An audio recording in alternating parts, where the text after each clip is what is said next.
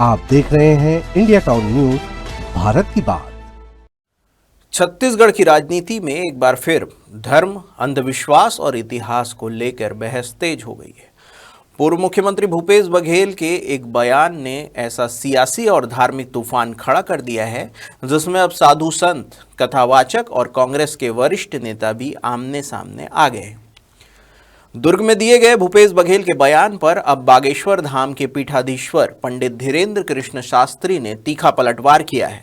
वहीं कांग्रेस नेता और पूर्व उप मुख्यमंत्री टीएस सिंहदेव ने भूपेश बघेल के ऐतिहासिक संदर्भ वाले बयान का समर्थन किया है। इस पर सवाल बड़ा है, क्या कथा वाचन और धार्मिक आयोजनों को अंधविश्वास कहा जा सकता है?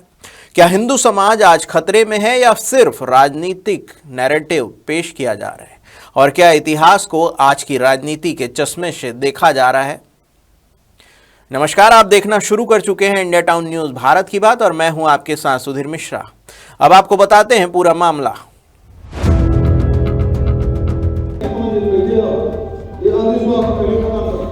और हिंदू को खतरा नहीं रहे ना हो सकता है। अरे बहुत अपन देश में उदय हुए, बहुत राष्ट्र में इतिहास में नया उदय हुए तो होगा, समाप्त हो गए, लेकिन भारत। दरअसल जिला दुर्ग में एक कार्यक्रम के दौरान छत्तीसगढ़ के पूर्व मुख्यमंत्री भूपेश बघेल ने धर्म और अंधविश्वास को लेकर एक बड़ा बयान दिया था। भूपेश बघेल ने कहा था कि प्रदेश में दो महाराज आ रहे हैं, एक प्रदीप महाराज और दूसरे धीरेन्द्र शास्त्री महाराज। उन्होंने कहा था कि ये कथावाचक न तो भगवान शिव के बारे में बताते हैं और न ही भगवान हनुमान के चरित्र और दर्शन की चर्चा करते हैं, बल्कि टोटके और अंधविश्वास को बढ़ावा देते हैं। चलिए सुनते हैं क्या कहा उन्होंने।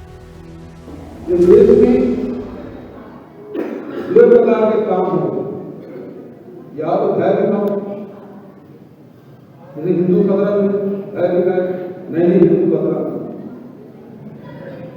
है ना। दूसरा लालच, तो भय और लालच दो चीज काम कर एक सामने नहीं।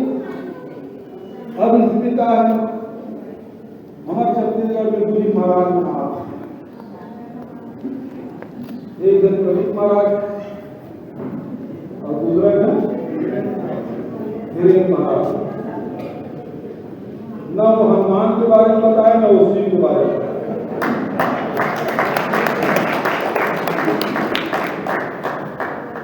वो केवल टोट का बता, जब तक पढ़ा लिखा जाता होता नहीं, उसको असर होता शिव को भी हनुमान का को कल गलत तो बना, लेकिन वो मन आधे बेपत्ता इसे चटकावे तो वैसे हुई, वैसे चटकावे तो ऐसे हुई, दूध मीटर को कैसे है, साहब में हुई कैसे वो कल ज्यादा पूजा पाठ है, मैं सबको जानते हो धर्म। लेकिन वहां ऐसा विधीषण करने में, अरे बाप रे बाप। भूपेश बघेल ने आरोप लगाया कि असल में जब से आरएसएस और बीजेपी की सरकारें आई हैं, तब से हिंदू खतरे में है जैसा डर फैलाया जा रहा है। उन्होंने तंज कसते हुए कहा कि अब लोग खुद को हिंदू नहीं बल्कि सनातनी कहने लगे हैं।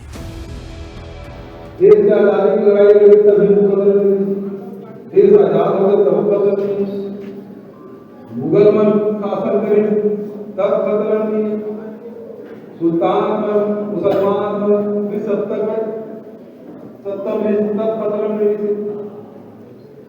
लेकिन जब से ये आरएसएस और बीजेपी और भारतीय जनता पार्टी सरकार में आए, तब से हिंदू खतरा और वही खतरा बता के पूरा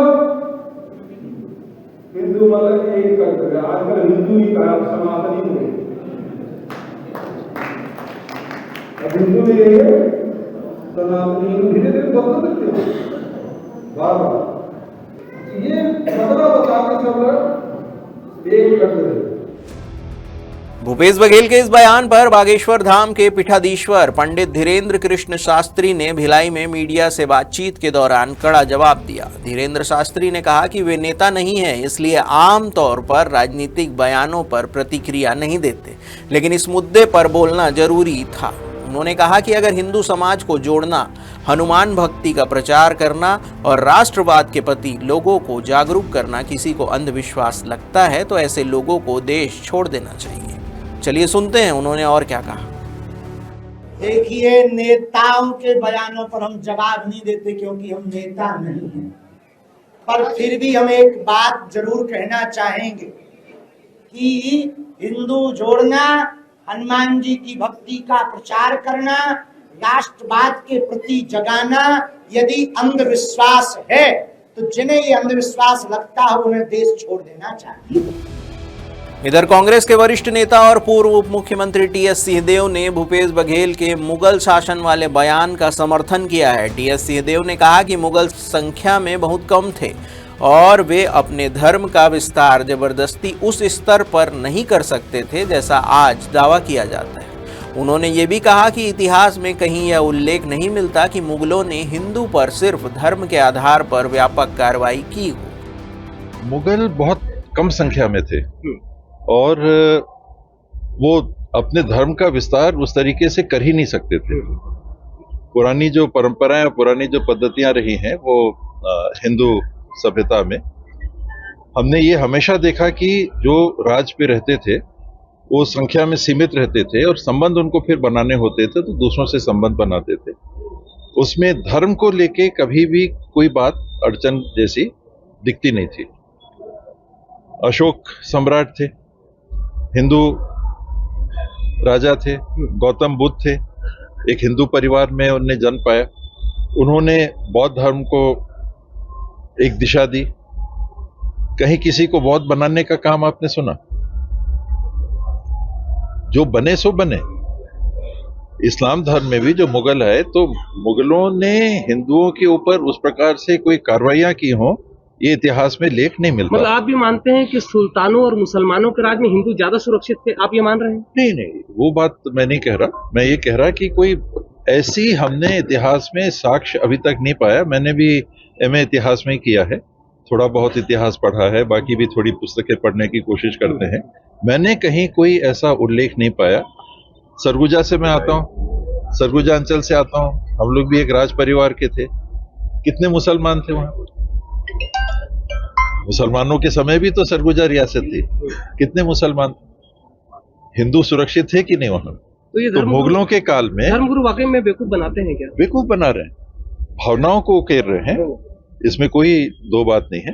धीरेन्द्र शास्त्री, प्रदीप मिश्रा जैसे लोग बेवकूफ बना रहे हैं। जो भी ये कह रहा है, जो भी धर्म की बात इस नाते कह रहा है कि हमको वोट मिल जाए, भारतीय जनता पार्टी को वोट मिल जाए, वो गुमराह कर रहा है।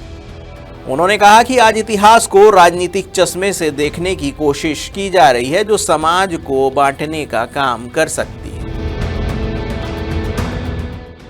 तो छत्तीसगढ़ में धर्म, अंधविश्वास और इतिहास को लेकर सिर्फ बयानबाजी नहीं बल्कि वैचारिक टकराव साफ नजर आ रहा है। एक ओर भूपेश बघेल और कांग्रेस के नेता तर्क और इतिहास की बात करते हैं तो दूसरी ओर धार्मिक कथावाचक इसे आस्था, भक्ति और राष्ट्रवाद से जोड़ रहे हैं।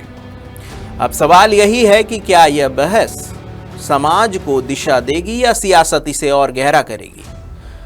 फिलहाल के लिए बस इतना ही। देश प्रदेश की हर बड़ी खबर से अपडेट रहने के लिए देखते रहिए इंडिया टाउन न्यूज़, भारत की बात। नमस्कार। आप देख रहे हैं इंडिया टाउन न्यूज़, भारत की बात।